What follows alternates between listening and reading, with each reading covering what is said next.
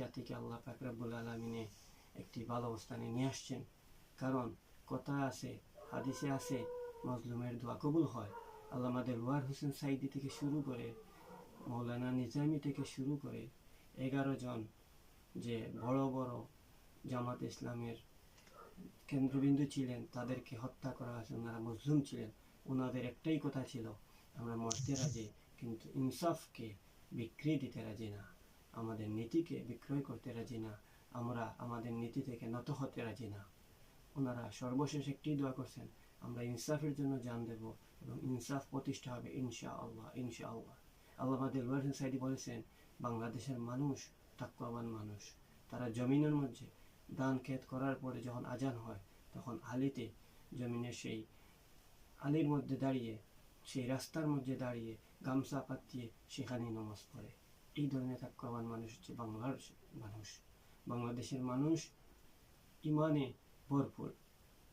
দেশের পরিস্থিতি, বর্তমান যুগ সব কিছু মিলে দেশের উন্নতি হচ্ছে না, হক প্রতিষ্ঠা হচ্ছে না, কিন্তু ইনশাআল্লাহ এবার হক প্রতিষ্ঠা হবে। আমার দেখা মতে আমি একটা কথা বলতে চাই, এখন যারা রাজনীতিতে আছেন, মৌলানা আমির হামজা, মৌলানা মামুনুল হক, মৌলানা আরও অনেক আছেন, শফিকুল ইসলাম মাসুদ, এরপরে আমাদের প্রিয় আমিরে জামাত ডক্টর শফিকুর রহমান, ওনারা নির্যাতিত, ওনাদেরকে বিভিন্নভাবে কষ্ট দেওয়া হয়েছে।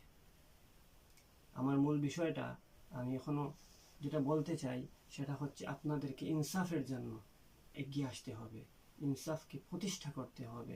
আপনারা জনগণ দলে দলে বলে বলে গিয়ে আপনারা হক আদায়ের জন্য, ইনসাফ প্রতিষ্ঠার জন্য আপনারা জামাতে ইসলামের সাথে থাকবেন এবং বিশ্বাস রাখবেন এবার মজলুমদেরই জয় হবে।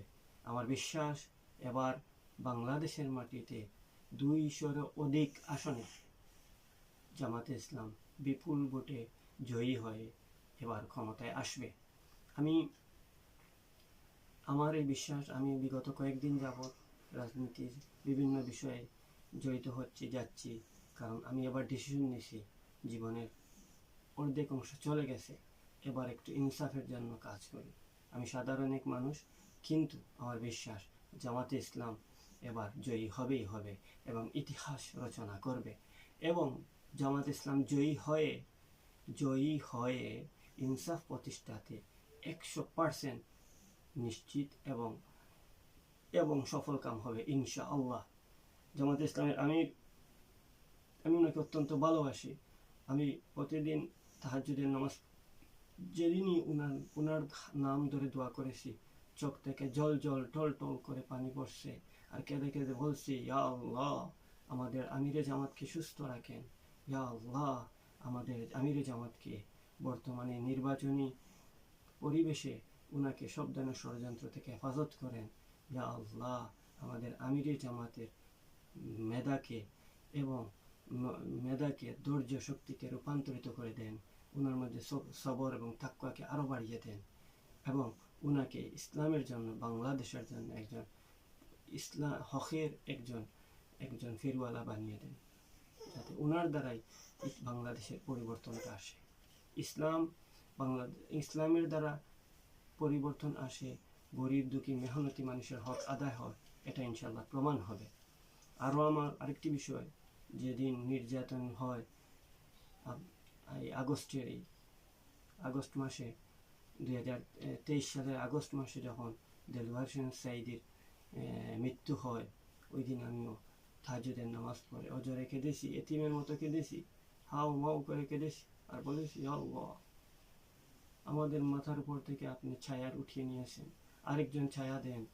দেখা গেল কিছুদিন পরেই, দেশ স্বাধীন হওয়ার পরেই দেখা গেল ডক্টর শফিকুর রহমান ছায়া হয়ে আসছেন। বিশ্বাস করেন, ওই যে একজন আল্লাহর ওলি দেলওয়ার হোসেন সাইদি, উনি মারা গেছেন, এটা সাক্ষী দিছে আসমান জমিন, পাহাড় পর্বত নদী নালা।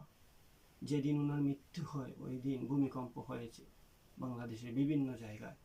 আমি এশার নামাজ পড়ে মসজিদ থেকে বের হয়ে দাঁড়িয়েছি, এমতো অবস্থায় গোল্ডেন টাওয়ার কেঁপে উঠেছে।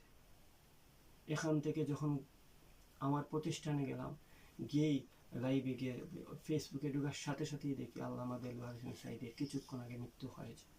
আমি বিশ্বাস করি যখন ওনার দম হযরত আজরাইল আলাইহিস সালামে নিয়ে যান ঠিক তখনই এই ভূমিকম্পটা হয়েছে। ওনার মৃত্যুর সাথে সাথে জমিন কেঁপে উঠেছে, ওরা কেঁদেছে, জমিন কেঁদে বলেছে আমাদের কাছ থেকে আপনার একজন বড় অলিকে নিয়ে গেলেন, বড় একজন অলিকে নিয়ে গেলেন। 2 দিন থেকে ওয়াদা করেছি, জুলাই আন্দোলনে যাওয়ার অনেক ইচ্ছা ছিল, পরিবার থেকে বাধা আসায় যেতে পারি নাই। জয়ের দিন 5ই আগস্ট গিয়েছিলাম। আমার ইচ্ছা ছিল আমি সাদা কাপড় পরে, পাঞ্জাবি পরে, মাথায় কাফন বেঁধে ঢাকার উদ্দেশ্যে রওনা দেওয়ার জন্য। আমার পরিবার থেকে আমাকে যেতে দেওয়া হয় নাই। এই ইনসাফকে প্রতিষ্ঠা করার জন্য ইনশাআল্লাহ ইনশাআল্লাহ ইনশাআল্লাহ এবার রাজনীতিতে জড়িত হব। যেভাবে হওয়া যায় ঠিক ওইভাবে জড়িত হব, হয়ে রাজনীতির জন্য কাজ করে যাব। গরিব মেহনতি মানুষ